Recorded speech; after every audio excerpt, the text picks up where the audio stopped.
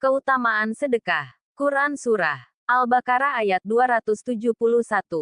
Intubdu sadaqoti fanima hiya wa intufuha wa tutuhal fuqara'a fahuwa hairul lakum. Wa yukafiru ankum min sayyiatikum.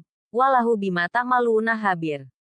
Jika kamu menampakkan sedekah-sedekahmu, maka itu baik.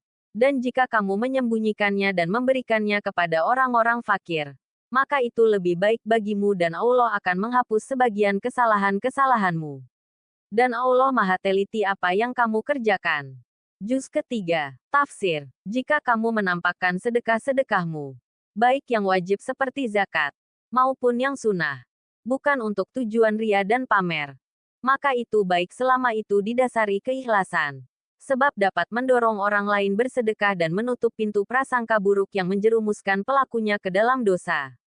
Dan jika kamu menyembunyikannya dan memberikannya kepada orang-orang fakir, maka itu lebih baik bagimu sebab itu dapat menghindari kamu dari sifat ria dan pamrih serta lebih memelihara air muka kaum fakir yang menerima.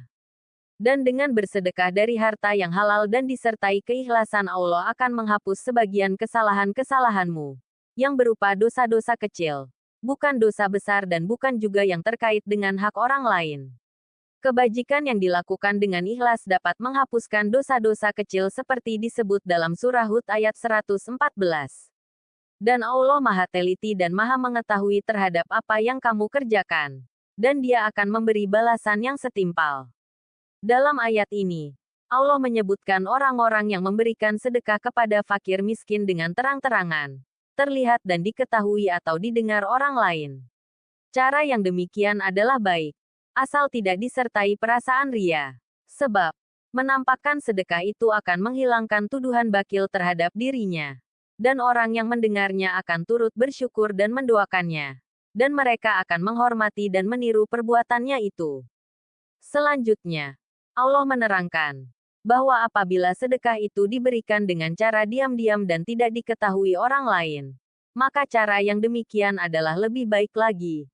Apabila hal tersebut dilakukan untuk menghindari perasaan ria dalam hatinya, agar fakir miskin yang menerimanya tidak merasa rendah diri terhadap orang lain, dan tidak dipandang hina dalam masyarakatnya. Sebab memberikan sedekah dengan diam-diam akan menumbuhkan keikhlasan dalam beramal bagi si pemberi. Keikhlasan adalah jiwa setiap ibadah dan amal saleh. Banyak hadis Rasulullah SAW yang memuji pemberi sedekah dengan cara sembunyi ini. Di antaranya hadis yang diriwayatkan Imam Al-Bukhari dan Muslim dari Abu Hurairah R.A. Beliau mengatakan bahwa Rasulullah SAW bersabda, ada 7 macam orang yang nanti akan diberi naungan oleh Allah pada hari kiamat, ketika tidak ada naungan selain naungannya. Mereka adalah imam pemimpin yang adil, dan pemuda sejak kecilnya telah terdidik dan suka beribadah kepada Allah. Orang yang hatinya selalu terpaut kepada masjid, dan 2 orang yang saling mengasihi dalam menjalankan agama Allah. Mereka berkumpul dan berpisah untuk tujuan itu. Dan seorang lelaki yang diajak oleh seorang perempuan yang memiliki kedudukan yang baik dan kecantikan untuk berbuat serong tetapi dia menolak dengan mengatakan, aku takut kepada Allah, Tuhan seluruh alam, dan orang yang bersedekah serta merahasiakannya, sehingga tangan kirinya tidak tahu apa yang dikeluarkan oleh tangan kanannya, serta orang yang mengingat Allah ketika dia sendirian. Lalu dia menangis. Riwayat Al-Bukhari dan Muslim dari Abu Hurairah. Imam Ahmad dan Ibnu Abi Atim meriwayatkan sebuah hadis dari Abu Umamah bahwa Abu Dzar mengatakan, aku pernah bertanya kepada Rasulullah SAW, ya Rasulullah, sedekah yang manakah yang paling utama? Maka Rasulullah SAW menjawab, sedekah secara rahasia yang diberikan kepada fakir miskin, atau usaha keras dari orang yang sedang kekurangan. Riwayat Ahmad dan Ibnu Abi Atim. Allah akan menutupi dan menghapuskan sebagian dari kesalahan yang pernah dilakukan oleh orang-orang yang menafkahkan hartanya dengan cara yang baik, sesuai dengan sedekah yang diberikannya, di samping pahala yang akan diterimanya kelak.